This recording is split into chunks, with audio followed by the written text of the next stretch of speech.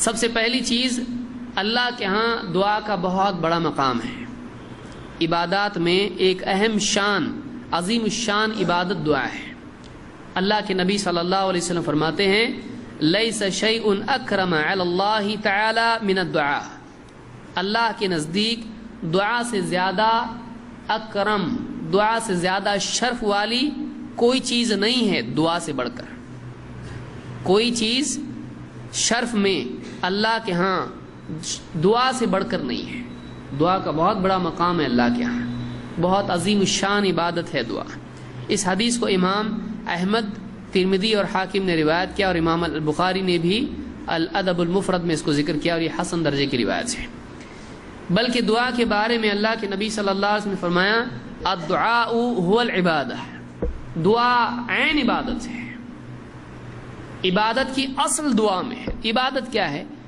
عبادت انتہا درجے کی محبت، انتہا درجے کا خوف، انتہا درجے کی تعظیم۔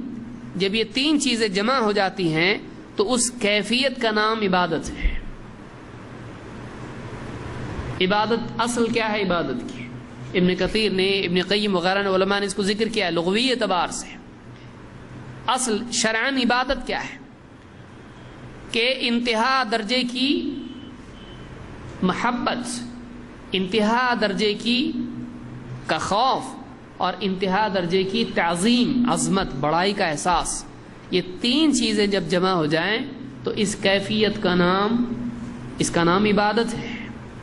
اور اللہ کے نبی صلی اللہ علیہ وسلم فرماتے ہیں الدعاء هو العبادہ، دعا عین عبادت ہے۔ کیوں؟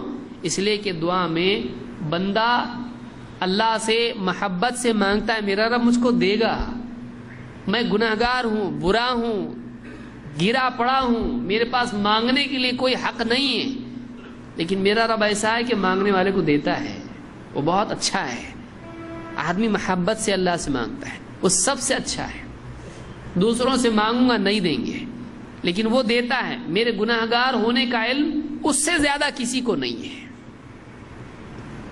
دوسروں کو دلیل کی ضرورت ہے، اس کو کسی دلیل کی ضرورت نہیں، وہ تو اندر تک جانتا ہے مجھ کو کیا ہے، لیکن پھر بھی وہ مجھ کو دیتا ہے۔ وہ بڑا رحم کرنے والا۔ محبت انتہا درجے کی، انتہا درجے کا خوف کہ اگر وہ پکڑنے پر آئے کہیں بھاگ نہیں سکتا، دوسروں سے بھاگ سکتا ہوں، اس سے نہیں بھاگ سکتا۔ اور وہ ایسی پکڑ والا ہے کہ اس کو کسی اور کی ضرورت نہیں مجھ کو پکڑنے کے لیے، وہ جیسا چاہے میرے ساتھ، اس کی مرضی میرے لیے ہلاکت کا ذریعہ بن سکتی ہے۔ اس کا چاہنا چیزوں کا ہو جانا ہے، وہ چاہتا ہے، حکم دیتا ہے، ہو جاتا ہے۔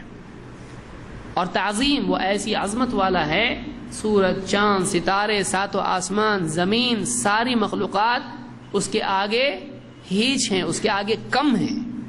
وہ سب سے بڑا ہے، عظمت والا ہے، بڑائی صرف اسی کے لیے ہے۔ تینوں کیفیات مل کے دعا میں سب کچھ ہوتا ہے آدمی کے پاس۔ اسی لیے کہا الدعاء والعبادہ، دعا عین عبادت ہے، دعا عین عبادت ہے۔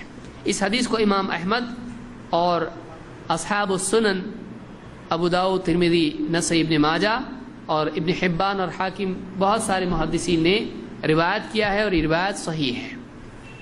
ایک روایت میں افضل العبادہ الدعاء، ساری عبادتوں میں سب سے افضل عبادت دعا ہے۔ اس لیے کہ آپ دیکھیں کہ ساری عبادات کا حاصل اللہ سے طلب ہے۔